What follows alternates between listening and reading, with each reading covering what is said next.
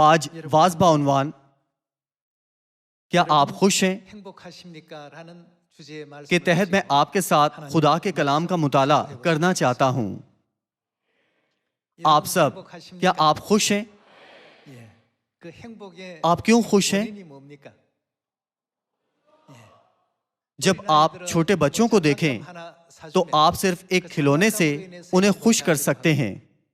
हत्ता के एक छोटे से टेडी बियर के साथ भी वो सबसे बड़ी खुशी महसूस करते हैं, जैसे उनके हाथ में पूरी दुनिया है।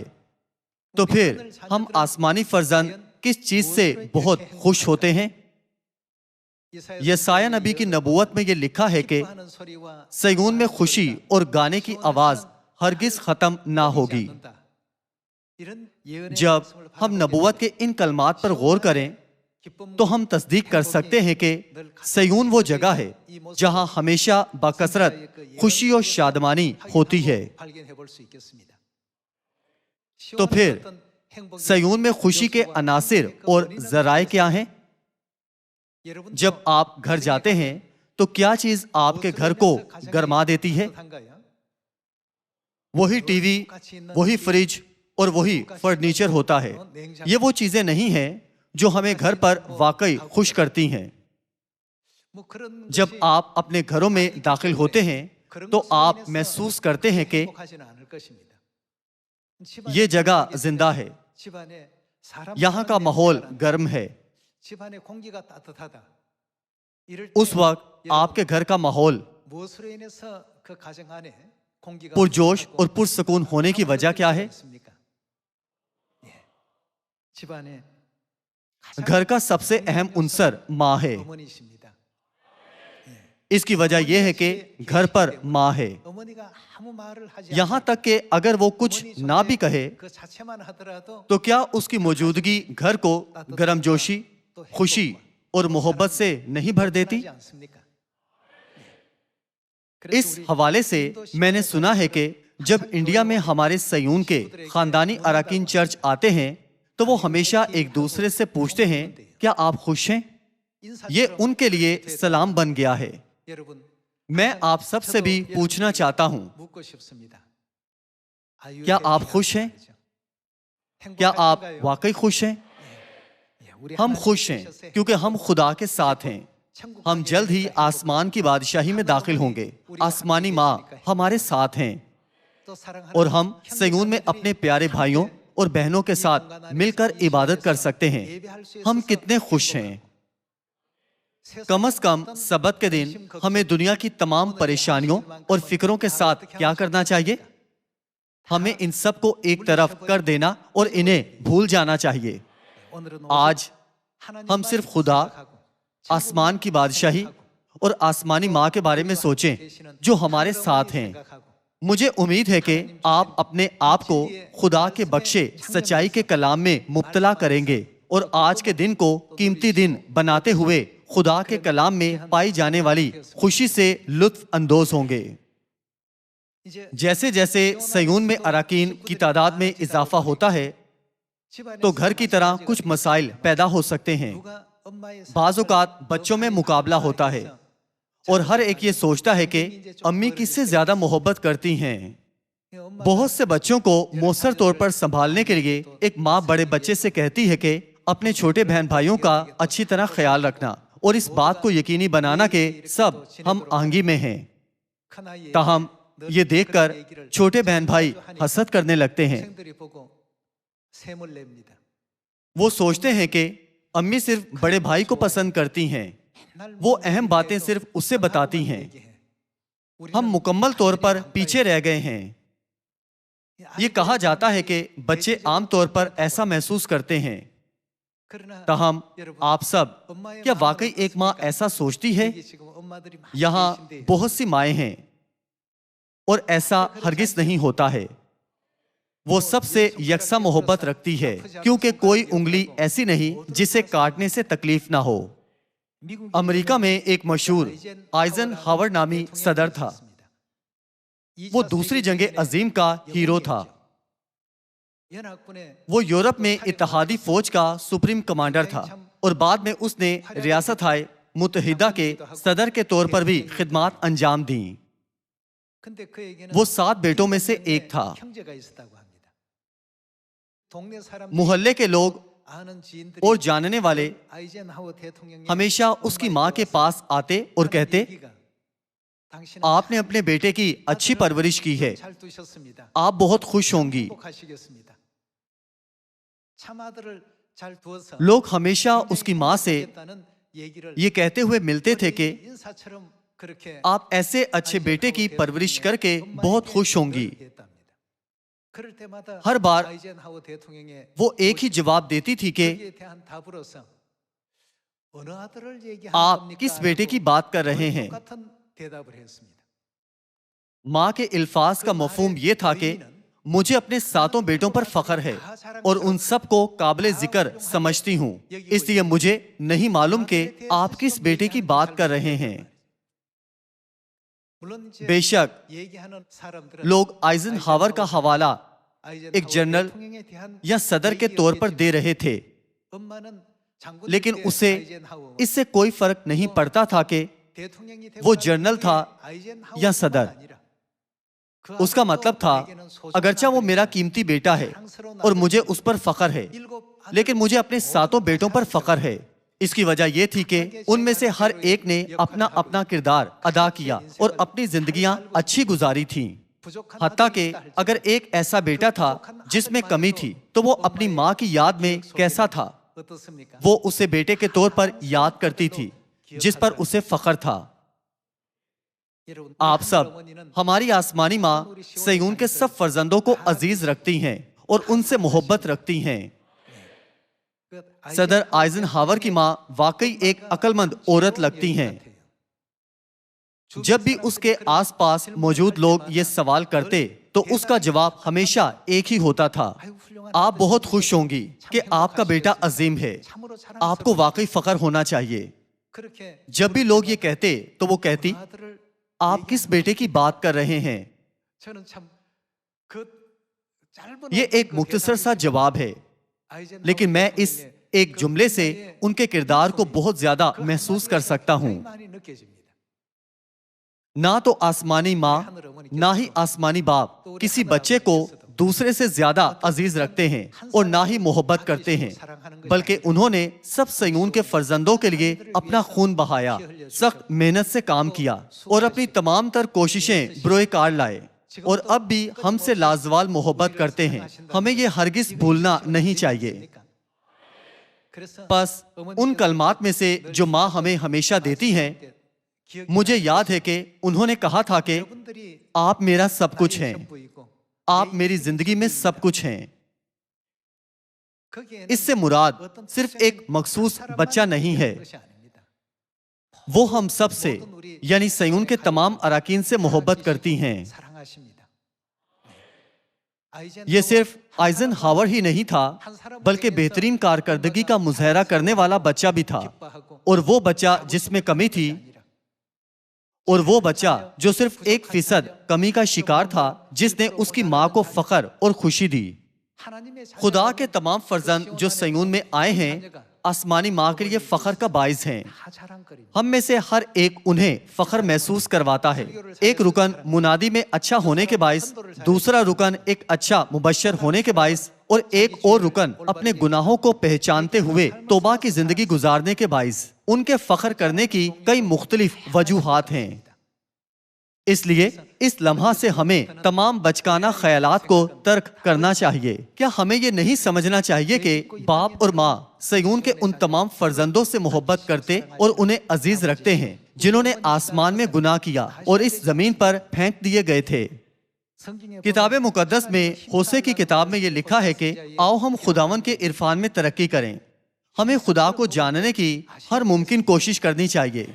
जो वालिदैन हैं वो समझेंगे। आप अपने पहले, दूसरे, तीसरे और हत्ता के 10वें बच्चे से भी, बल्कि अपने सब बच्चों से मोहब्बत करते हैं, लेकिन ऐसा लगता है कि बच्चे इसे इस तरह नहीं देखते हैं। अम्मी सिर्फ बड़ी बहन से मोहब्बत करती हैं जो पढ़ाई में अच्छी है। अम्मी सिर्फ बड़े भाई से मोहब्बत करती हैं जो आला ओहदे पर फाइज है। ऐसा हरगिज नहीं होता। कोई भी वालिदैन बड़े ओहदे पर होने या पढ़ाई में अच्छा होने की वजह से एक बच्चे को दूसरे बच्चे से ज्यादा मोहब्बत नहीं करते। वालिदैन अपने तमाम बच्चों की पैदाइश के लम्हा से ही मोहब्बत करते हैं और उनकी परवरिश करते हैं। बस आज आपको इस सोच को तर्क कर देना चाहिए कि मुझे लगता है कि मुझे उस रुकन की निस्बत कम मोहब्बत मिली है। पहला यूहन्ना की किताब बाब 4 से खुदा की मोहब्बत को समझते हैं। पहला यूहन्ना बाब 4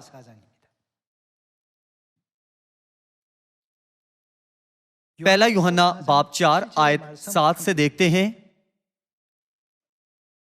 पहला यूहन्ना बाब 4 आयत 7। ए अजीजों, आओ हम एक दूसरे से मोहब्बत रखें क्योंकि मोहब्बत खुदा की तरफ से है और जो कोई मोहब्बत रखता है वो खुदा से पैदा हुआ है और खुदा को जानता है। जो मोहब्बत नहीं रखता वो खुदा को नहीं जानता क्योंकि खुदा मोहब्बत है। जो मोहब्बत खुदा को हमसे है वो इससे जाहिर हुई कि खुदा ने अपने इकलौते बेटे को दुनिया में भेजा है ताकि हम उसके सबब से जिंदा रहें। मोहब्बत इसमें नहीं कि हमने खुदा से मोहब्बत की, बल्कि इसमें है कि उसने हमसे मोहब्बत की और हमारे गुनाहों के कफारा के लिए अपने बेटे को भेजा। ए अजीजों, जब खुदा ने हमसे ऐसी मोहब्बत की तो हम पर क्या फर्ज है? एक दूसरे से मोहब्बत रखना फर्ज है। आसमानी बाप और आसमानी माँ हमसे मुसलसल मोहब्बत रखते हैं। वो सिर्फ एक रुकन से मोहब्बत नहीं रखते। खुदा ने सबके लिए सलीब पर अपना खून बहाया था। अगर 10 उंगलियां हो तो एक उंगली भी ऐसी नहीं जो खुदा को पसंद ना हो। जब हम गौर करें कि खुदा को हम सब की जरूरत है, हम सब की परवाह है और हम सब पर अपना फजल बख्शते हैं, तो हमें हमेशा अपने दिलों में खुदा की मोहब्बत को कंधा करना और इस मोहब्बत में बढ़ना और परवान चढ़ना चाहिए। हमें सोचना चाहिए, बाप और माँ हमसे इतनी मोहब्बत रखते हैं कि वो इस जमीन पर जिस्म पहनकर आए थे। वो हमारे गुनाहों के लिए सलीब का बोझ उठाने से भी नहीं हिचकिचाए जो हम आसमानी गुनाहगारों को उठाना चाहिए था। तो फिर किसी और चीज को देखने की जरूरत नहीं है। उन्होंने आसमानी जलाल को छोड़ा और हमारे लिए अपनी जानें कुर्बान की। सारी कायनात की मज़ाहमत के बावजूद खुदा इस जमीन पर आए थे। वो अपनी जगह एक फरिश्ता भी भेज सकते थे, लेकिन उन्होंने कफारा की कुर्बानी के तौर पर खुद इस जमीन पर आने का इंतखाब किया। हमारे लिए अपना खून बहाते हुए उन तमाम आजमाइशों और दुखों को बर्दाश्त किया जो हमें बर्दाश्त करने चाहिए थे। सिर्फ इस हकीकत से हमें ये समझना चाहिए कि खुदा हमसे कितनी मोहब्बत करते और अजीज रखते हैं। अब हमें बच्चों की तरह नहीं रहना चाहिए, बल्कि बालिग बनना चाहिए जो बाप के दिल और माँ की कुर्बानी को समझ सकें। क्या हमें नहीं समझना चाहिए? इसीलिए पहला यूहन्ना की किताब बाब 4 आयत 11 में ये बयान किया गया है कि खुदा ने हमसे ऐसी मोहब्बत की और दर्ज किया है कि खुदा ने हमसे कितनी मोहब्बत रखी। एक बार फिर इसे देखते हैं, आयत 11 से देखते हैं। ए अजीजों, जब खुदा ने हमसे ऐसी मोहब्बत की तो हम पर भी एक दूसरे से मोहब्बत रखना फर्ज है। खुदा को कभी किसी ने नहीं देखा। अगर हम एक दूसरे से मोहब्बत रखते हैं तो खुदा हम में रहता है और उसकी मोहब्बत हमारे दिल में कामिल हो गई है। चूंकि उसने अपने रूह में से हमें दिया है, इससे हम जानते हैं कि हम उसमें कायम रहते हैं और वो हम में। और हमने देख लिया है और गवाही देते हैं कि बाप ने बेटे को दुनिया का मुनज्जी करके भेजा है। आयत 15, जो कोई इकरार करता है कि यीशु खुदा का बेटा है, खुदा उसमें रहता है और वो खुदा में। जो मोहब्बत खुदा को हमसे है उसको हम जान गए और हमें उसका यकीन है। खुदा मोहब्बत है और जो मोहब्बत में कायम रहता है वो खुदा में कायम रहता है और खुदा उसमें कायम रहता है। इसी सबब से मोहब्बत हम में कामिल हो गई है ताकि हमें अदालत के दिन दिलेरी हो, क्योंकि जैसा वो है वैसे ही दुनिया में हम भी हैं। मोहब्बत में खौफ नहीं होता, बल्कि कामिल मोहब्बत खौफ को दूर कर देती है, क्योंकि खौफ से अजाब होता है और कोई खौफ करने वाला मोहब्बत में कामिल नहीं हुआ। ये लिखा है कि हम इसलिए मोहब्बत रखते हैं कि पहले उसने हमसे मोहब्बत रखी। पहला, दूसरा, तीसरा, चौथा और 10वां बच्चा सब खुदा की मोहब्बत में रहते हैं। जैसे कि एक भी बच्चा अपने वालिदैन की मोहब्बत से महज इसलिए खारिज नहीं होता कि वो उन्हें अक्सर नहीं देखते, इसी तरह हमें याद रखना चाहिए कि हम सब खुदा की मोहब्बत में हैं। सही? आयत 19 से देखते हैं, हम इसलिए मोहब्बत रखते हैं कि पहले उसने हमसे मोहब्बत रखी। अगर कोई कहे कि मैं खुदा से मोहब्बत रखता हूं और वो अपने भाई से अदावत रखे तो झूठा है, क्योंकि जो अपने भाई से जिसे उसने देखा है मोहब्बत नहीं रखता वो खुदा से भी जिसे उसने नहीं देखा मोहब्बत नहीं रख सकता। और हमको उसकी तरफ से ये हुक्म मिला है कि जो कोई खुदा से मोहब्बत रखता है वो अपने भाई से भी मोहब्बत रखे। आज हमें जहन में रखना चाहिए कि खुदा के बहुत से अहकाम में से सबत का दिन और ईद फसा के अलावा बरादराना मोहब्बत के बारे में भी हुक्म है। जब हम सयून में आते हैं और कोई पूछता है क्या आप खुश हैं, हमें महज आदतन जी का जवाब नहीं देना चाहिए, बल्कि आसमानी फर्जंदों के तौर पर हमें खुदा के बख्शे मोहब्बत के हुक्म पर मुकम्मल तौर पर अमल करना चाहिए और दुनिया के तमाम लोगों को वही मोहब्बत पहुंचानी चाहिए जो बाप और माँ ने हमें बख्शी है।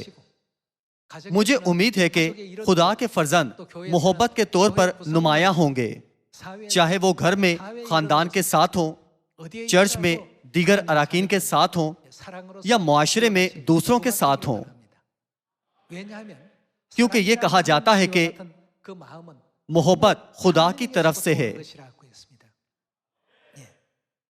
तो फिर हर वक्त मोहब्बत का दिल रखना एक जिंदा सबूत है कि खुदा हमेशा हमारे साथ हैं। क्या ऐसा नहीं है? आए हम अपने आसपास मौजूद हर एक के साथ मोहब्बत से पेश आएं, जैसे कि आसमानी भाइयों और बहनों से, खानदानी अराकीन से, साथी कारकुनों से, दोस्तों और जानने वालों से। सिर्फ ऐसी सूरत में ही हम सयून को ऐसी जगह बना सकते हैं जहां ये वाकई घर जैसा महसूस होता है, ऐसे खानों के साथ जो घर के पके खानों से भी बेहतर जायकेदार हों और ऐसे माहौल के साथ जो दुनिया से कहीं ज्यादा गर्म और खुशगवार हो। क्या इसकी वजह ये नहीं कि यहाँ हमारे बाप और माँ और प्यारे भाई और बहनें हैं? सयून के तमाम फर्जंदों को वाकई बाप और माँ की मोहब्बत में रोज बरोज बढ़ते जाना चाहिए। इस तरह खुदा ने हमें मोहब्बत के बारे में गवाही बख्शी है। पहला कुरिन्थियों की किताब बाब 13 की तरफ जाते हैं।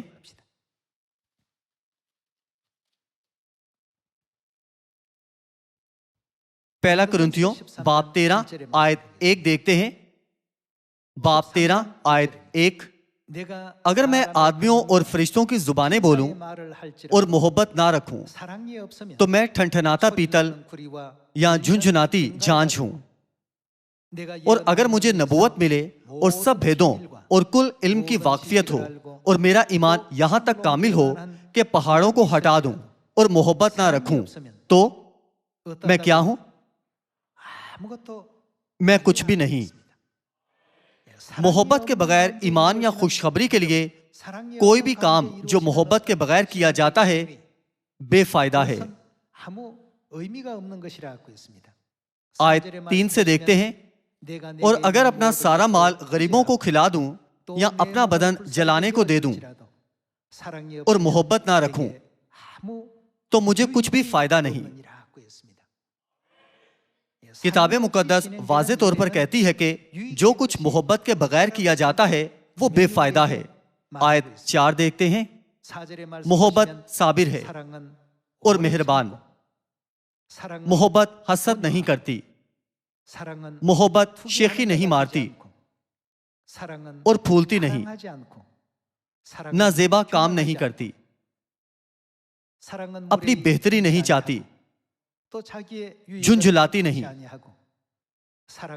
बदगुमानी नहीं करती, बदकारी से खुश नहीं होती, बल्कि रास्ते से खुश होती है, सब कुछ सह लेती है, सब कुछ यकीन करती है, सब बातों की उम्मीद रखती है, सब बातों की बर्दाश्त करती है। आयत 8 देखते हैं, मोहब्बत को जवाल नहीं, नबुवतें हो तो माकूफ हो जाएंगी, जुबानें हो तो जाती रहेंगी, इल्म हो तो मिट जाएगा, क्योंकि हमारा इल्म नाकिस है और हमारी नबुवत नातमाम। लेकिन जब कामिल आएगा तो नाकिस जाता रहेगा। जब मैं बच्चा था तो बच्चों की तरह बोलता था, बच्चों की सी तबीयत थी, बच्चों की सी समझ थी।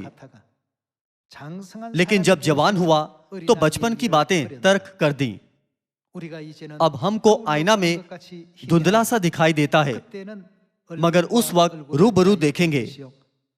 इस वक्त मेरा इल्म नाकिस है, मगर उस वक्त ऐसे पूरे तौर पर पहचानूंगा जैसे मैं पहचाना गया हूं।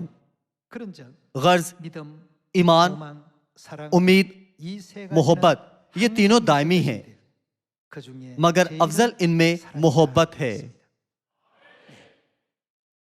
आप सब खास तौर पर सयून में मोहब्बत की कसरत होनी चाहिए। हमें एक दूसरे का ख्याल रखना और माफ करना चाहिए। और बाप और माँ के दिल हमेशा सयून में मौजूद और महसूस होने चाहिए। ये कहा जाता है कि लोग जिनको देखते हैं उनके मुशाबे हो जाते हैं। जो लोग बेसबॉल पसंद करते हैं, बिलाशुबा उनके रोल मॉडल के तौर पर बेसबॉल का एक बेहतरीन खिलाड़ी होता है। वो लोग जो सोकर को पसंद करते हैं, उनका रोल मॉडल एक बेहतरीन सोकर खिलाड़ी होता है। उनकी तकनीकों और सलाहियतों का मुशाहिदा करके और उन पर अबूर हासिल करने की कोशिश करते हुए लोग उनके बाइस उन तरीकों से बदल जाते हैं जिनके बारे में उन्हें मालूम भी नहीं होता। इसलिए यह कहा गया है कि हर एक उससे मुशाबत रखता है जिसे वो देखता है, और यह तब्दीली इंसानी जिंदगी का हिस्सा है। इसलिए हमें हमेशा खुदा को देखना चाहिए। जब हम उस जिंदगी पर गौर करें जो आसमानी बाप और आसमानी माँ ने गुजारी है, और कुर्बानी और दुखों की राह जो उन्होंने हमारे लिए बर्दाश्त की है, तो क्या पहला कुरिन्थियों बाब 13 में बयान की गई हर बात फितरी तौर पर सयून में पूरी नहीं होगी? हम हमेशा खुशी कर सकते हैं, मुसलसल दुआ कर सकते हैं, हर तरह के हालात में शुक्रगुजारी कर सकते हैं और एक दूसरे का ख्याल रख सकते हैं। हमें अब्राहम जैसी मोहब्बत रखनी चाहिए, जिसने कहा, अगर तू बाएं जाए तो मैं दहने जाऊंगा, और अगर तू दहने जाए तो मैं बाएं जाऊंगा। अगरचे वो आला ओहदे पर था, उसने अपने भतीजे लूत के लिए कुर्बानी दी और उसे पहला इंतखाब करने दिया। खुदा हमें याद दिलाते हैं कि सयून में हमारी फितरत ऐसी होनी चाहिए। आसमान की बादशाही दिन ब दिन हमारे नजदीक आती जा रही है। इसराइल और फलस्तीन के दरमियान और रूस और यूक्रेन के दरमियान जंग चल रही है। मुख्तलिफ मौसमियाती आफात के साथ साथ यहाँ और वहाँ जल्जले आ रहे हैं। जब हम अपने इर्द गिर्द रूनुमा होने वाले बेशुमार वाकयात को देखते हैं तो तेजी से ये जाहिर होता है कि किताब मुकद्दस की नबूवत के मुताबिक अदालत का दिन, जब खुदा इस जमीन की अदालत करेंगे, नजदीक आ रहा है। इस हकीकत के साथ के आसमान की बादशाही नजदीक आ रही है। अगर हम सब ऐसा महसूस करते हैं तो क्या हमें इस नबूवत को भी पूरा नहीं करना चाहिए कि सयून में हमेशा खुशी और गाने की आवाज होगी और फिर आसमान की बादशाही में दाखिल होंगे? ऐसा करने के लिए हमें हमेशा याद रखना चाहिए कि सयून किस किस्म की जगह है। ये हमारा घर है जहाँ बाप और माँ हैं और हमारे वालिदैन ने हमारी खातिर सलीब का दर्द और दुख सहने में हिचकिचाहट महसूस नहीं की थी। ये खुदा का घर है। अगर हम हमेशा यही समझें तो फिर जब भी कोई पूछे क्या आप खुश हैं, हम आसानी से जवाब दे पाएंगे कि जी मैं हूं। क्या सयून को हमेशा ऐसा नहीं होना चाहिए? सदर आइजनहावर की मां की कहानी की तरह आसमानी मां सिर्फ एक रुकन से मोहब्बत नहीं करती, वो सबसे मोहब्बत करती हैं। मेहरबानी से जहन में रखें कि वो सबसे यकसा और फयाजाना तौर पर मोहब्बत रखती हैं। अगर कोई आसमानी माँ से कहता है कि आपको अपने ऐसे अजीम बेटे पर बहुत फख्र होगा, तो आसमानी माँ यकीनन यही जवाब देंगी, आप किस बेटे की बात कर रहे हैं? मुझे अपने तमाम बेटों पर फख्र है। आप किसकी बात कर रहे हैं? आप किस बेटी की बात कर रहे हैं? मुझे अपनी तमाम बेटियों पर फख्र है। आज हम एक बार फिर गौर करें कि ये हमारे आसमानी बाप और आसमानी माँ का दिल है। हमारे आसमानी वालिदैन इस जमीन पर हमारे लिए आए, हमारे लिए खोई हुई सच्चाई को बहाल किया और हमारी खातिर खुशी से बगैर किसी हिचकिचाहट के सलीब के दर्द को बर्दाश्त किया। अपने रूहानी बाप और रूहानी माँ के फजल को याद रखते हुए आए हम जल्द तौबा करें और इस जमीन पर नए सिरे से पैदा होने वाली जिंदगी गुजारें, ताकि हम यकीनी तौर पर अपने आसमानी घर को लौट सकें। उम्मीद करते हुए कि आज का सबक तौबा, शुक्रगुजारी और जलाल और तमजीद से मामूर होगा। मैं वाज को खत्म करना चाहूंगा। आपका बहुत शुक्रिया।